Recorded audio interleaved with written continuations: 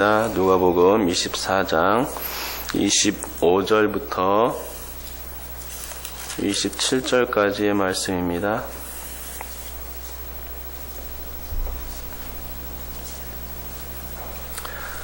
누가복음 24장 25절부터 27절까지의 말씀을 우리 한 목소리로 읽겠습니다. 시작.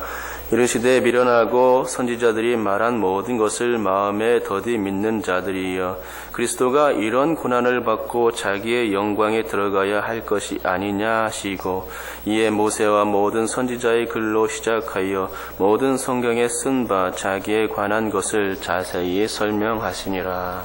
아멘. 프랑스의 시인이자 소설가요 철학자인 폴 브루제라는 사람이 이런 말을 했습니다.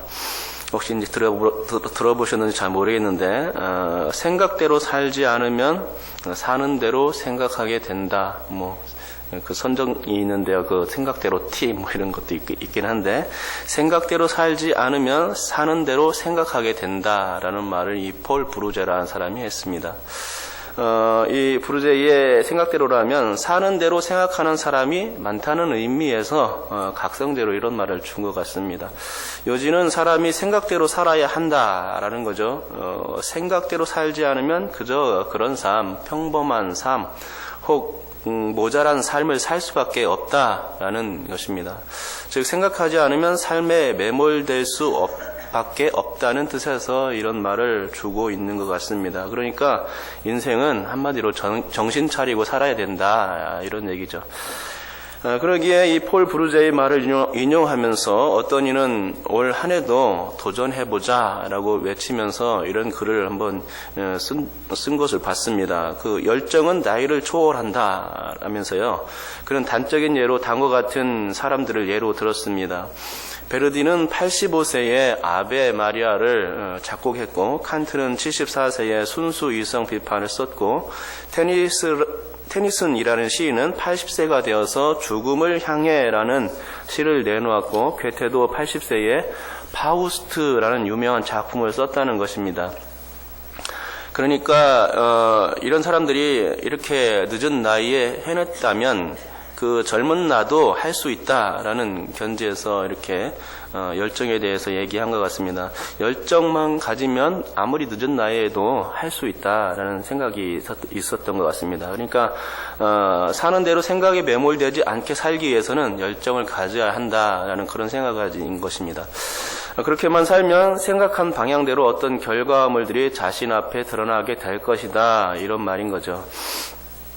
그런데 제가 보기에는 이 폴 브루제의 말이 완전 100% 맞는 말은 아닌 것 같습니다. 결과적으로 볼 때는 맞는 말일 수 있겠지만 과정상으로는 좀 잘 맞지 않을 수도 있는 거죠. 왜냐하면 생각대로 산다고 해서 그 어떤 일이든 그 무슨 일이든 다 처음부터 척척 되어지는 법은 없기 때문입니다. 어떤 상황 가운데서 닥치면은 그 벽에 부딪혀서 되지 않을 때가 오히려 더 많을 수도 있다는 거죠. 어떤 생각, 어떤 목표를 가졌다면 그 일을 수행할 것이 분명하겠지만, 그런 일을 수행하며 나가는 과정에서는 엄청난 시행착오가 있게 된다는 것입니다. 깨지고 부서지는 거죠. 이렇게 깨지고 부서지는 가운데 다듬어지고 또 다듬어지는 것입니다. 수많은 시행착오가 자신을 진주와 같이 만드는 것입니다. 그러니까 처음에는 마음만 먹는다고 해서 잘 되지는 않습니다. 익숙하지도 않고요. 잘 되지 않으니 자신이 생각이 틀렸다고 말할 수도 있게 됩니다. 그래서 생각도 수정하는 살 때가 있겠지요. 잘못된 생각을 자꾸만 수정하고 고치고 개선해서는 결국 되는 방향으로 만드는 과정이 필요한 것입니다. 이것이 역경이고, 이러한 역경이 있어야 결국 브루제의 말이 맞는 게 되겠지요. 과정은 아니지만 결과가 말해주는 것입니다. 저는 이 폴 브루제의 명언을 생각하면서 강수진 씨를 떠올렸습니다. 강수진 씨는 한국 최초의 발레리나이자 현 국립발레단의 예술 감독으로 있는 분입니다. 그녀는 한 방송국에서 남편과 함께 출연한 적이 있었는데 그때 발레로 다져진 자신의 발을 공개해달라는 말에 굉장히 꺼려했습니다. 하지만 남편은 부인 강수지 씨가 발레리나의 그 자리를 지키고 자신의 꿈을 위해서 얼마나 노력했는지를 알려주고 싶었기에 공개를 결정하고 보여주었지요. 여러분, 한 번쯤은 그녀의 발을 보셨을 것입니다. 안 보신 분들이 있으면 꼭 인터넷에서 찾아서 한번 볼 수 있기 바랍니다. 인터넷에 강수진의 발이라고 치면 수많은 이미지가 뜹니다.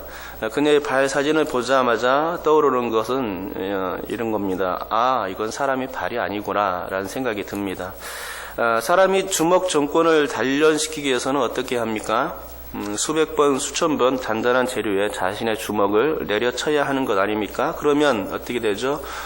주먹에 굳은 살이 박히고 정권이 단련되는 것입니다. 아픔의 그 고난의 과정을 견딘 후에 단련된 그 주먹을 보게 되는 거죠. 김연아가 스케이트 점프를 잘하기 위해서는 어떻게 했겠습니까? 수백 번, 수천 번 같은 동작을 똑같이 반복하는 연습을 수없이 했을 것입니다. 그 가운데 실패가 수없이 많았겠죠. 그러면서 그 과정이 몸에 자연스럽게 익혀지고 그 동작이 누구에게 보여도 손색 없는 동작으로 되어진 것입니다. 강수진 씨도 마찬가지였다는 말입니다. 수많은 동작 연습이 있었고 특히 발레는 발끝으로 하기 때문에 그 동작할 때마다 발은 수많은 생채기와 굳은 살이 박히지 않을 수가 없었던 거죠. 그런 과정이 있었기에 지금의 강수진 씨가 있게 된 것입니다. 그러니까 과정이 없는 결과는 없다는 것입니다. 지금 예수님이 그런 말씀을 들려주고 있는 것입니다. 고난의 과정이 생략된 메시아가 있을 수 없음을 제자들에게 지적해 주고 있는 것입니다. 그리스도가 고난을 받아야 자기의 영광에 들어갈 수 있는 것임을 오늘 본문을 통해서 설명해 주고 계신 거죠. 고난이 강조되고 있는 것입니다. 세상의 원칙도 고난의 과정을 통해서 성숙되어지듯이 예수님의 메시아됨 역시 고난의 과정을 통해서 그 결과물이 나온다는 것입니다. 예수님의 메시아됨이 고난의 과정을 통과해서만이 이루어질 수 있다라는 것을 주님께서 역설해 주고 있습니다. 고난의 과정을 생략한 메시아는 있을 수 없다. 한마디로 그런 겁니다. 그게 예수님의 말씀입니다. 자신이 진짜 메시아라면 그 고난의 과정을 통해서 메시아됨을 증명해야 하고 인정받아야 한다라는 그런 메시지였죠. 이와 관련하여 베드로전서도 같은 말씀을 주고 있는데요. 이렇게 기록하고 있습니다. 1장 21절에 보면 너희는 그를 죽은 자 가운데서 살리시고, 이게 먼저 나오고요. 그 다음에 영광을 주신 하나님이라고 받습니다. 죽은 자 가운데에서 살아나야 영광을 받는다고 베드로도 똑같이 언급하고 있는 것이죠. 제가 볼 때는 주님이 그러셨다면 그분을 믿고 섬기는 성도들도 그래야 마땅합니다. 왜냐하면 우리는 주님의 제자들이기 때문이죠.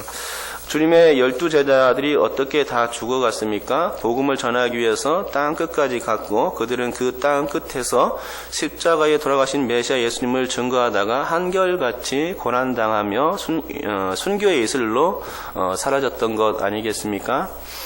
고난입니다. 고난의 역사, 피의 역사, 이것이 교회의 역사입니다. 이것을 제외시키면 교회 역사는 얘기할 게 없습니다. 그 피라는 그 역사, 피의 역사가 그 교회의 역사를 말해주는 것이고 생명의 역사를 말해주는 것입니다. 교회의 역사는 생명을 위해서 생명을 살리기 위해서 그 자신의 목숨을 던진 거죠. 그런 피의 역사가 있었기 때문에 교회가 있게 된 것입니다. 이 피라는 것은 생명을 해하는 피가 아니죠. 그리고 도리어 살리는 피입니다. 세상에 생명을 주기 위해서 내가 죽어지는 피였던 것입니다. 한 알의 밀알이 썩어지는 죽음을 택할 때에 새로운 생명이 잉태되듯이 기독교는 예수님의 모범처럼 그 뒤를 따르는 수많은 성도들이 그 잉태 역사를 이어받기 위해서 자신의 피를 뿌려야 되는 과정이 필요한 것입니다. 그래서 거기서 바로 생명이 창출되는 거죠. 그게 기독교의 생명이요 참답고 온전한 것입니다. 그러니까 이 생명의 과정을 잉태하기 위해서 그 고난의 과정을 생략해서는 안 된다는 것이 또 기독교의 역사이기도 한 거죠. 그러니까 우리가 믿는 종교가 어떤 것인가를 따지려 한다면 그러니까 해석이 중요해집니다. 이 해석의 단계 없이는 기독교, 우리가 믿는 이 종교가 예수님이 생각하는 종교와는 사뭇 다른, 전혀 다른, 완전 다른 종교가 될 수 없다는 얘기입니다. 엠마오로 내려간 사람들이 바로 그런 생각을 했던 것 같습니다. 예수님은 죽어지면 안 된다. 자신들이 믿었던 그 메시아는 죽을 수가 없다. 왜 죽느냐? 인 거죠. 죽음의 과정, 그런데 예수님은 어떤 얘기입니까? 죽음의 과정이 없이는 영광에 들어갈 수 없다라는 거였죠. 그러니까 글로바와 그 나머지 그 친구가 생각했던 그 생각과는 전혀 반대되는 생각을 했던 것이죠. 그러니까 우리 해석의 이 단계가 없으면은 사뭇 다른 종교로 우리가 만들 수 있다는 것입니다. 기독교가 전혀 다른 종교가 되는 것입니다. 그러니까 이 제자들이 메시아에 대해서 잘못 알고 있는 겁니다. 그래서 주님께서 그것을 교정해 주시기 위해서 가르쳐 주신 것이 바로 오늘 본문이죠.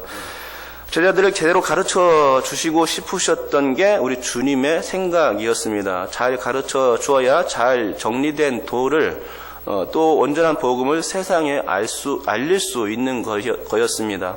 그러니까 지난 시간에 이어서 오늘 부활의 믿음을 갖는 단계에 대해서 배우고 있는데요. 그 첫 번째가 지난 시간에 배웠는데 질문부터 하는 거였습니다. 기독교와 관련된 수많은 질문을 자신에게 던져보는 겁니다. 성경에 대한 수많은 질문들부터 시작하면 좋겠지요. 그리고 예수님에 대한 수많은 질문들도 자신에게 던져보는 것입니다. 자신과 예수님이 어떤 관계, 상관관계가 있는가를 따져 묻는 겁니다.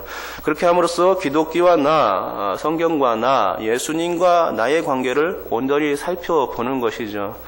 나의 주변에서 항상 역사하시고 계시며 나를 그토록 사랑하시는 예수님을 내가 과연 느끼고 살고 있는가?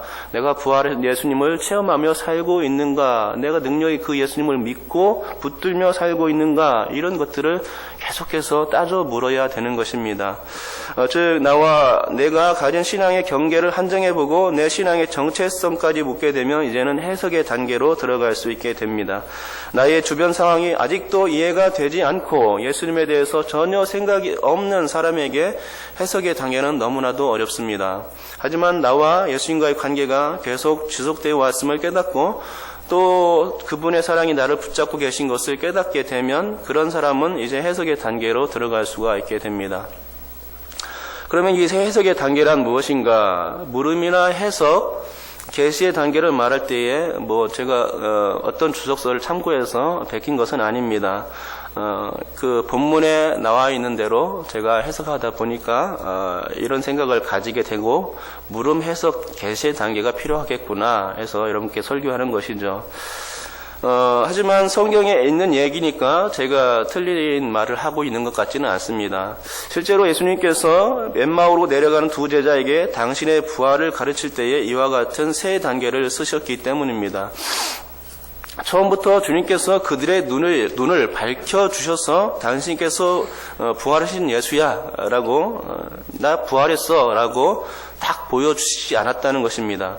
질문의 단계를 먼저 거쳤고 그리고 그들의 눈을 열어줬을 때에 그들을 눈을 뜨게 해서 당신이 부활했음을 알려주셨다는 것이죠. 당신께서 고난과 죽음을 이기고 부활하신 부활체이심을 그때야 계시해 주셨다는 것입니다. 처음부터 나 부활했어 라고 말씀하시지 않았습니다. 처음에는 그들이 눈이 가려져서 알 수 없었습니다. 그때에 먼저 질문부터 하고 그 다음에 지금 오늘 본문도 해석의 단계라고 제가 말씀드렸는데 아직도 제자들은 모르고 있었습니다. 예수님이 부활하신 주님이심을 아직도 모르는 상태였었죠. 그런 상태를 거쳐서 이 해석의 단계까지 거친 다음에 당신께서 부활하셨음을 보여주신 것입니다. 이 단계가 필요한 것이죠. 그래서 저는 이번 시간에 해석의 단계를 설명하고 다음 시간에 이제 계시의 단계를 한번 살펴보려고 합니다. 그러니까 오늘 시간도 그렇지만 여러분께서 이제 드라마를 보듯이 다음 시간을 기대해서 주셨으면 좋겠습니다. 어찌됐든 주님께서 이 해석의 단계에서 처음 말씀으로 짚고 넘어가야 한 것은 무엇이냐? 무지에 관한 것이었습니다. 알고 있기는 한 것 같은데 잘못 알고 있는 것, 그것에 대해서 지금 책망해주고 있는 것입니다. 뭐라고 지금 말씀하시고 계시죠? 25절 같이 한번 읽겠습니다. 시작. 이르시되 미련하고 선지자들이 말한 모든 것을 마음에 더디 믿는 자들이여 라고 말씀하시고 시작하고 계시죠. 미련하다는 것입니다. 왜 이렇게 더디 믿느냐, 니들 믿음이 이렇게 없느냐라고 책망부터 하시고 들어가는 겁니다. 구약에서 시편이나 이사야, 예레미야, 스가랴, 말라기 등의 말씀을 보면 고난받는 종에 관한 묘사가 많이 나옵니다. 그토록 수많은 그 부분에서 구약 성경에서 그렇게 많이 나오는데 너희들은 그것도 읽어보지 않았느냐라고 지금 주님께서 말씀해 주시고 계신 것입니다. 그런 말씀이 나오는데도 불구하고 메시아가 그럴 리 없다고 생각하는 너희들이 잘못된 거 아니냐. 더디 믿는 거다. 너희들이 믿음이 없는 거다. 구약 성경을 안 믿는 거다. 이렇게 말씀하신 것입니다. 뿐만 아니라 예수님께서도 평소에 말씀해 주셨는데 고난과 죽음에 관한 사흘과 관련하여서 또 부활과 관련하여서 말씀해 주셨다는 것입니다. 그런데도 그런 것은 쏙 빼버리고 자신들이 믿고 있는 위대한 메시아, 정치적이고 군사적인 메시아만 믿고 있는 겁니다. 그러니까 예수님이 생각할 때에는 성경도 안 믿는데 그런 메시아를 믿고 있다니 참으로 안심하구나 라고 생각했을 것입니다. 메시아의 핵심이 고난인데 고난 없는 영광의 메시아만을 바라봤으니 잘못된 겁니다. 과정이 없는 메시아를 생각했던 것입니다. 그러면 주님께서 해석을 제대로 알려주시기 위해서 사용하신 재료가 무엇입니까? 그것은 바로 구약 성경이었습니다. 모든 성경, 특히 모세 오경과 선지자들의 글이었습니다. 구약을 살펴보라는 것입니다. 살펴보되 자세히 살펴보라는 것이죠. 귀를 열고 마음문을 열고 들으라 하는 것입니다. 거기에 보면 분명히 고난받는 메시아를 예언하고 있다는 겁니다. 26절이죠. 우리 다같이 한번 26절도 한번 더 읽어보겠습니다. 시작. 이런 고난을 받고 자기 영광에 들어가야 할 것이 아니냐 하시고, 영광이 강조된 것보다는 고난이 강조되고 있죠. 주님은 이렇듯 성경 말씀을 통하여 두 제자에게 부활 믿음의 기초가 고난에서부터 시작되는 것임을 자세히 알려주고 있는 것입니다. 그러니까 우리가 메시아가 어떤 분인가를 알려면 우리가 가진 이 신구약 성경을 자세히 보면 정확히 알 수가 있습니다.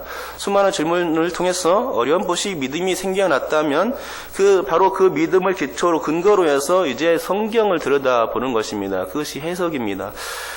그러면 너무나도 뚜렷이 이 성경을 통해서 주시는 메시지를 깨닫게 된다는 것입니다. 메시아가 어떤 분이어야 하는지 알게 되는 것입니다. 그러니까 예수님께서 구약 성경을 보면서 자 봐라, 이 구약 성경을 떠들어 보시면서 자 봐라, 어떻게 써 있는지 고난받는 메시아가 분명히 기록되어 있지 않느냐라고 제자들을 깨우쳐 주신 것입니다. 그렇습니다. 우리가 믿는 기독교의 본질을 이해해야만 합니다. 그러나 내 생각 하나만 가지고서는 잘못된 생각에 빠져들 수가 있습니다. 그러나 그런 잘못된 생각과 믿음을 교정해 주는 것이 있으니 그것이 바로 성경입니다. 우리는 성경을 통해서 비로소 우리의 생각이 틀렸음을 깨닫게 되는 것입니다. 성경을 들여다볼 때에 모든 잘못된 생각들을 털어내게 된다는 것입니다. 그리고 내가 들여다본 바로 그 성경의 주장을 내 것으로 받을 때에 진정한 믿음이, 온전한 믿음이 우리의 영혼의 목마름에 해가름을 주는 것입니다. 그러니까 우리는 고난받은 메시아, 죽어주신 메시아, 그 메시아를 믿는 신앙 가운데 서야 한다는 것이죠. 또한 그렇게 고난과 죽음의 과정을 거쳐서 영광 가운데 부활하신 예수님을 믿는 신앙이 기독교의 신앙인 것입니다. 그것이 우리가 믿는 종교죠. 용서와 자비의 종교이고 부활과 생명의 종교가 바로 기독교입니다. 그런데 바로 고난의 과정을 통과해서 나온 종교라는 것입니다.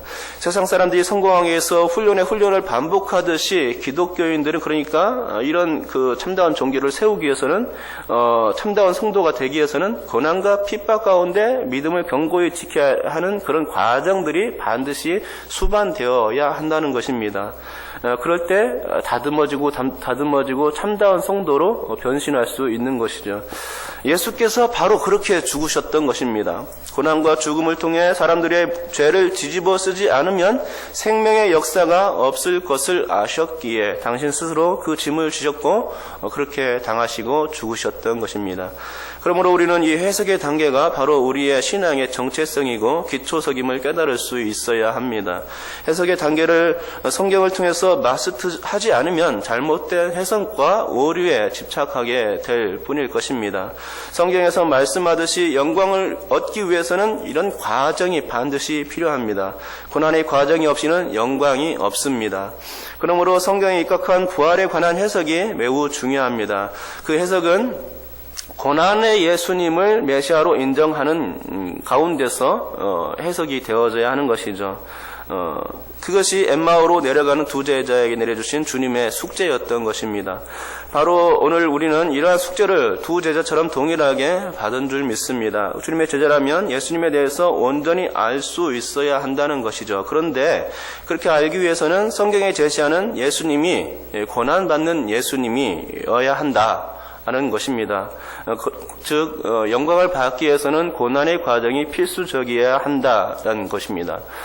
고난을 받는 예수 없이는 진정한 메시아가 될 수가 없다라는 것을 깨닫고 고난 받음이 있었음에 주님께서 부활하시고 영광을 받으셨구나라는 것을 다시금 생각하고 예수님께서 그렇게 우리를 위해서 십자가에 못 박혀 죽으셨구나, 나를 위해서 그렇게 고난 당하셨구나라는 것을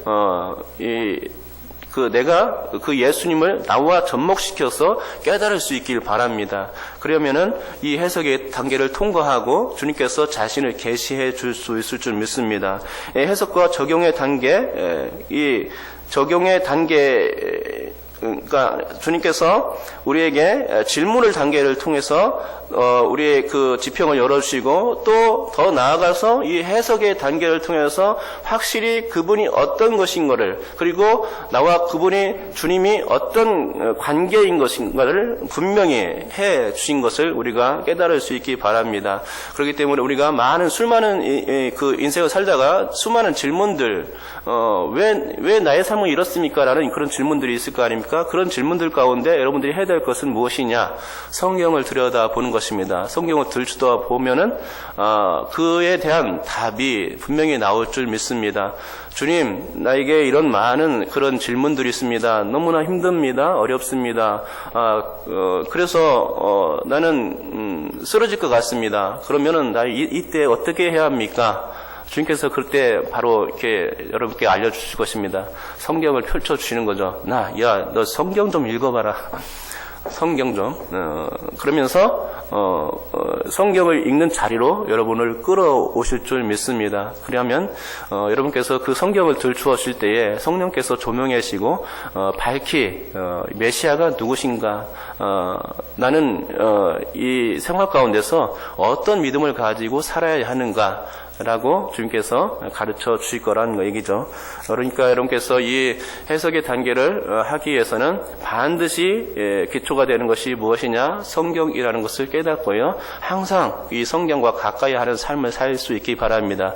그러면 이 성경 말씀이 바탕에 대해서 우리 삶을 이끌어가는 그런 온전한 교과서가 이 성경이 되는 줄 믿습니다. 여러분께서 이 교과서를 통해서 온전한 믿음, 삶을 능력 있는 삶을 살기를 주님의 이름으로 축복합니다. 기도하겠습니다. 하나님 아버지 감사합니다.